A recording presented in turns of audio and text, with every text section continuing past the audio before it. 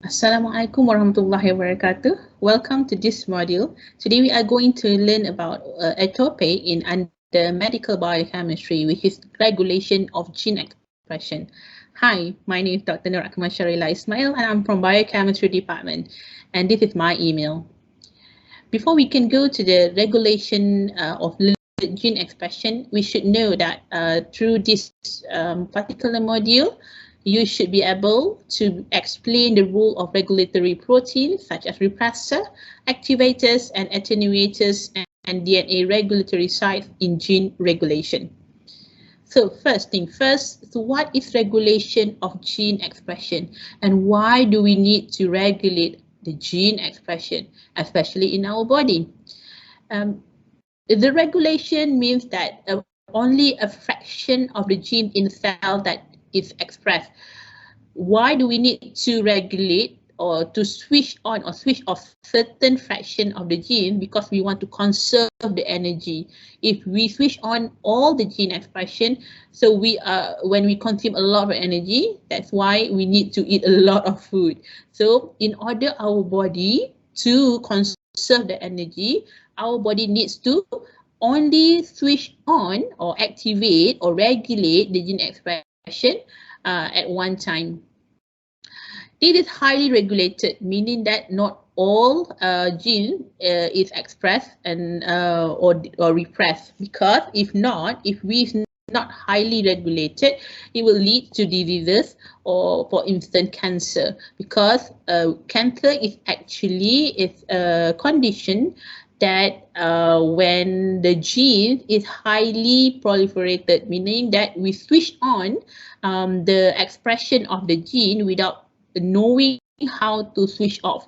That's why it's becoming more and more production of the proteins, and it would lead to development of the cancer cell. So let's see how can we make the gene to make the body. You can see here among all of the organs, we can see that we have the biggest gene that will be expressed in certain organs is actually in the brain. Because brain, we require a lot of energy, and when we require a lot of the processes on how we move our body, how we think, we require a lot of brain energy. That's why we need to express a lot of genes. After brain, we can see here it's about white blood cell, because white blood cell is more involved in the cell's immune system. That is why it's been constantly switched on or highly regulated, so it can be easily being produced to fight infection.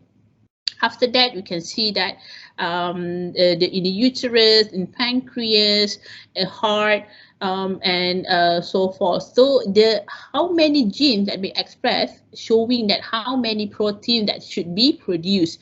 And you all know that the protein that we produce to function to serve its function.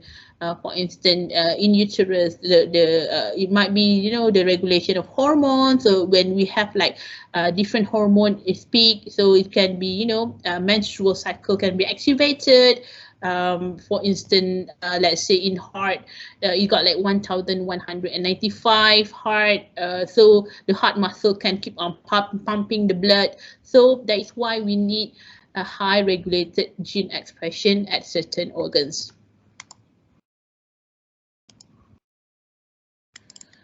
Okay, so amount of the fraction of this gene is actually we call inducible gene, meaning that it can be switched on and switched off. So it can be induced. But how can it be induced? It can be induced by a protein named inducer. So when the inducer induces the gene fraction, it is to synthesize the protein to serve its function.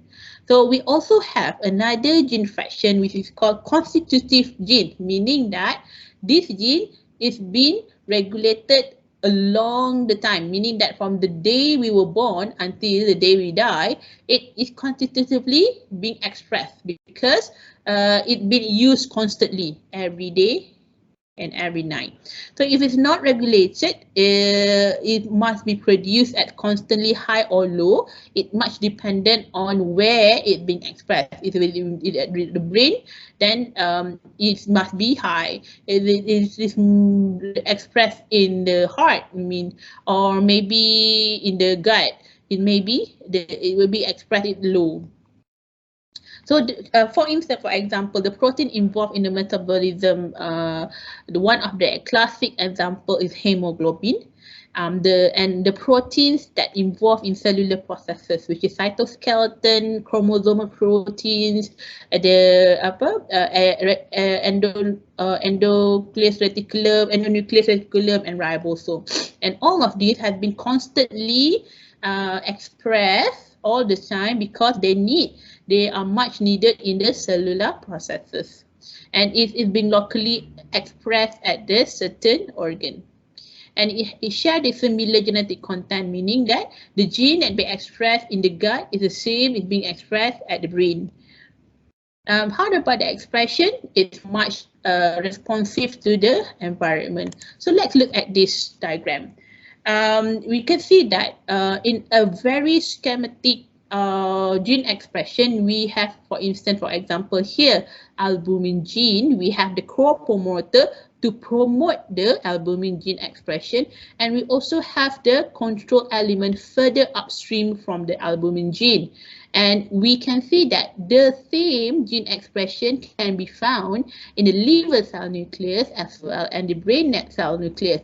But however, the regulatory factors, the basal factors is actually different in the liver cell and the brain cell. Why is that? Because an albumin gene will produce albumin protein, and albumin protein is much or highly regulated in the liver cell because it needs to be the role of the albumin protein in the liver cell is much significant as compared to the brain cell nucleus.